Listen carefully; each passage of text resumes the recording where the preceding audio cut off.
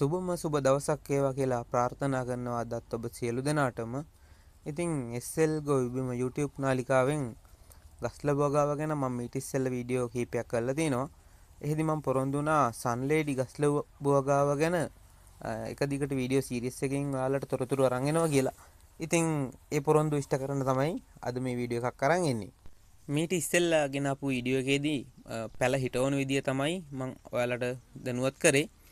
ඉතින් ඒ පැල දැන් ලොකු වෙලා මේ ඔයාලට පේන ආකාරයට වර්ධනය වෙලා තියෙනවා. ඉතින් මේකට අපි එක පෝරමුරයක් දැම්මා සන්ලේඩි පැලේ හිටවලා දවස් 7කින් තමයි ග්‍රෑම් 20ක් වගේ තමයි ඉස්සෙල්ලම පොහොර දැම්මේ. මොකද විශාල පොහොර ප්‍රමාණයක් දැම්මොත් පැලේ තැම්බෙන්න පුළුවන්. ඒක නිසා ක්‍රමක්‍රමයෙන් තමයි මේ පෝර දැමීම සිදු කරන්න ඕනේ මේ ගස්ලබු වලට. ඉතින් අපි ඉස්සෙල්ලම දැම්මේ මඩ පෝර යූරියා රතුකුඩු ස්වල්පයක් තමයි ග්‍රෑම් 20 දැම්මේ. ඉතින් දාලා සාමාන්‍යයෙන් පැලේ මුල ඉඳලා අඟල් 4ක් වගේ දුරින් පැලේ දෙපැත්තෙන්ම පොහොර දමන්න ඕනේ. දමලා හොඳට වහලා ජල සම්පාදනය ලබා දීම තමයි මෙහිදී සිදු කරන්න ඕනේ. මම මේ වගා කරන වගා භූමිය ඉස්සෙල්ලා අපි කෝලිකුට්ටු වගාවක් තමයි තිබුණේ. කෝලිකුට්ටු ටික කැපිලි වරුණාට පස්සේදී සන්ලේඩි ගස්ලොප් පෙළ තමයි හිටෙව්වේ. ඉතින් කෝලිකුට්ටු වලට දාපු පොහොරත් ඒ වගේම කෙසෙල් කඳන් දිරලා කොම්පෝස්ට් වෙලා ඒවයින් ලැබෙන පෝෂණයත් නිසා වැඩි වර්ධනයක් සිද්ධ වෙලා තියෙනවා මේ ගස්වලට. ඉතින් අපිට ඒත් එක්කම අධික වර්ෂාපතනයක් සති දෙකක වගේ ප්‍රමාණයක් එල්ල වුණා. ඒක නිසා අපේ පැල විශාල ප්‍රමාණයක් විනාශ වුණා. ඒවට අලුත් පැල හිටවල තියෙන්නේ. ඉතින් ඒ ටිකත් වර්ධනය වෙනකොට මම ඔයාලට පෙන්නන්නම් මේ ශේෂ්ත්‍රයේම. ඉතින් මෙන්න මේ අවධියට ඇවිල්ලා තියෙන්න ඕනේ නැත්තම් සාමාන්‍යයෙන් අපි හිටවපු පැල බහුතරයක්ම පසට පොහොර එකතු කිරීම වගේම අපි දියර පොහොරත් මේ සඳහා භාවිතා කරා. පත්‍රවලට ඇල්බර්ට් සොලියුෂන් එකකින් අවුන්ස් එකක් දෙකක් දමලා ලීටර් 16 ටැංකියට අපි මේ ගස්ලබු වලට ස්ප්‍රේ කරා මුර 2ක් 3ක් වගේ ප්‍රමාණයක්. ඉතින් ඒකත් එක්ක තමයි මේ තද කොළ පැහැයකට ලක් වෙලා ඔයාට පේන්නේ. ඒ වගේම තමයි මේ පොඩි පැලවලට ඉක්මනින් දිලීර ආසාදනය වීමේ වැඩි ඉඩකඩක් තියෙන නිසා අපි මේ සඳහා දිලීර නාශකත් භාවිතා කරා. ඒ සඳහා මැංගෝසෙප්, ටොප්සීන්, ඒ වගේම රෙඩොක්සීල් කියන දිලීර නාශක තමයි මේ සඳහා භාවිතා කරන්න ඕනි පැල සංදිය නිසා.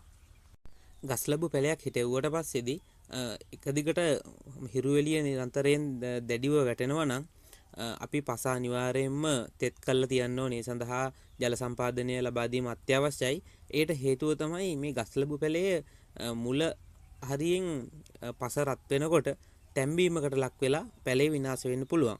ඉතින් එම නිසා මේ අනිවාර්යයෙන්ම පස තෙත් කරලා තියන්න ඕනි ගස්ලබු හිටවනවා නම් හිටවනකොට. මේ ගස්ලබු පැලයකට දැන් සාමාන්‍යයෙන් මාස එකහමාරත් දෙකත් අතර වගේ ප්‍රමාණයක් තමයි කාලය අපි පොළවට තියලා ශේෂ්ත්‍රයේ වගා කරලා. ඉතින් මේ පැලයක් සාමාන්‍යයෙන් මාසයක් වගේ ඇටයක් පැල කරලා පාර්සල් එකේ තියෙනවා. ඉතින් ඒ කාලයත් එක ගත්තම මේ වෙනකොට මල් පිපීමට පටන් අරගෙන තියෙන්නේ මේ ගස්ලබු වල. ඉතින් මේ දැනට පිපෙන මල් අපිට ඵලදාව ලබා ගැනීමට තරම් ප්‍රමාණවත් නැහැ. මොකද ශාකය තාම පෘෂ්ටිමත් වෙලා නැති නිසා මේ මල් හැලෙනවා. ඉතින් මෙතනින් පස්සේ මල් කට්ට දෙකක් තුනක් වගේ ගියාට පස්සේදී අපිට ගැට දැක ගන්න පුළුවන් වෙනවා ගස්ලබු වගාවේ. ඉතින් හිටවලා මාස දෙකක් වගේ දෙකමාරක වගේ කාල පරාසයක් තුලදී මල් පිපීම පටන් ගන්නවා. මාස 3න් වගේ පිපෙන මල් වල ඉඳලා අපිට ගැට දැක ගන්න හැකියාව තියෙනවා. ඉතින් මාස 8ක් යනව සම්පූර්ණ ගස්ලබු වගාවක ඵලදාව ලබා ගැනීමේ කාල සීමාව දක්වා හිටවපු දවස් ඉඳලා කාල නිර්ණයක් කරලා බැලුවොතින් ගස්ලබු වගාව ගැන මම ඊට ඉස්සෙල්ලා කරපු වීඩියෝස් දෙකේ ලින්ක් එක මම ඩිස්ක්‍රිප්ෂන් එකේ දාලා තියන්නම්. ඉතින් ඒකත් බලලා ඔයාලට අවබෝධයක් ගන්න පුළුවන්. ඒ වගේම මගේ නාලිකාවේ තව විශාල වටිනා කියන වීඩියෝ රාශියක් තියෙනවා. පොල් වගාව, ගස්ලබු වගාව, කොමඩු වගාව, කෙසෙල් වගාව, පැෂන් වගාව ආදී වගා ශේෂ්ත්‍රයේ වගා කරන්නේ කොහොමද කියලා සියලු තොරතුරු ඇතුළත්ව. ඉතින් ඒවත් බලලා ඒවත් ආදර්ශයට අරගෙන ඒකිනුත් දැනුම ලබා ගන්න කියලා ආරාධනා කරනවා. ඒ වගේම channel එක subscribe කරන්න, bell icon එක all කරලා තියාගන්න. මම වීඩියෝ එකක් දාන සැනින් ඔයාලා ළඟටම ගෙන්නා ගැනීමේ හැකියාවක් තියෙනවා. ඉතින් ඒකත් මතක් කරන්න ඕනි. ඉතින් ඒත් එක්කම මේ ගස් ලැබූ අනිවාර්යයෙන්ම වගා භූමියේ රෝපණය කරන්න ඔයාලා සාමාන්‍යයෙන් වර්ෂාපතනය අවම කාල සීමාවක් තෝරගන්න කියලා මම ඔයාලට මතක් කරනවා. ඒට හේතුව තමයි වර්ෂාපතනය වැඩි වුණාට පස්සේදී දිලීර ආසාදන බහුල වෙලා මේ ගස් ලැබු පැල විනාශ වෙනවා බහුතරයක්. ඉතින් ඒක ශේෂ්ත්‍රයට විශාල පාඩුවක් වෙනවා. මේ ඔයාලට පේන ආකාරයේ මේ තියලා තියෙන්නේ පොඩි පැල. ඒ කියන්නේ පසුව හිටවපුවා. ඉතින් ඒක නිසා අර ශේෂ්ත්‍රයේ හිටුවට පස්සේ එකම ප්‍රමාණයට එකම මට්ටමට ගන්න බැරි වුණොත් ඒක පොඩ්ඩක් පළදාව ලබා ගැනීමේ කාල සීමාව වෙනකොට අපිට පොඩි පාඩුවක් සිද්ධ වෙනවා.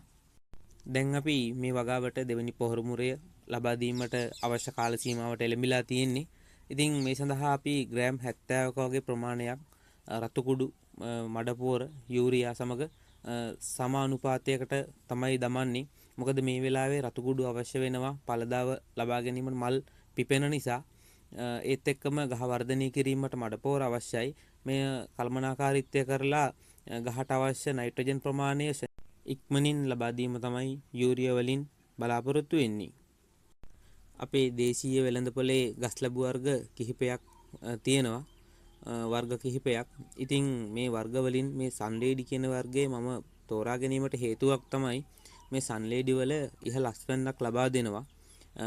අනිත් ගස් ලැබුත් එක්ක සාපේක්ෂව සාමාන්‍යයෙන් අඩි 12ක් 15ක් අතර ප්‍රමාණයකට මේ සන්ලේඩි ගහක් උස යනවා. ඉතින් ඒ උසටම ගෙඩි පළදාව අපිට ලබා ගැනීමේ හැකියාවක් තියෙනවා. අනිත් කාරණාව තමයි මේ සන්ලේඩි ගහ වර්ධනය වුණාට පස්සේදී අවම පෝර ප්‍රමාණයක් තමයි මේ ගහකට අවශ්‍ය වෙන්නේ. විශාල දුරක් මේ මුල් ගිහිල්ලා මේ ශාකයට අවශ්‍ය කනිජ ලවණ ජලය ඒ වගේම ගහට අවශ්‍ය කරන සාන්ද්‍රණය ලබා ගැනීමට කටයුතු කරනවා. ඒක නිසා අපි මතු පිටින් ලබා දෙන්න ඕනි අවම පෝර ප්‍රමාණයක් වීම මේ සන්ලේඩි මම තෝරා ගැනීමට හේතුවක් වෙනවා. ඒ වගේම තමයි පිටිමකුණා කියන ජීවියා ආක්‍රමණය කරන ඉක්මනටම ගස් ලැබු. ඒක නිසා ඇක්ටාරා භාවිතා කරන්න ඕනි. එතකොට පිටිමකුණාගේ ආක්‍රමණය අවම වෙනවා. ඉතින් අදට වීඩියෝ එක නිමා කරන්නයි සූදානම් වෙන්නේ.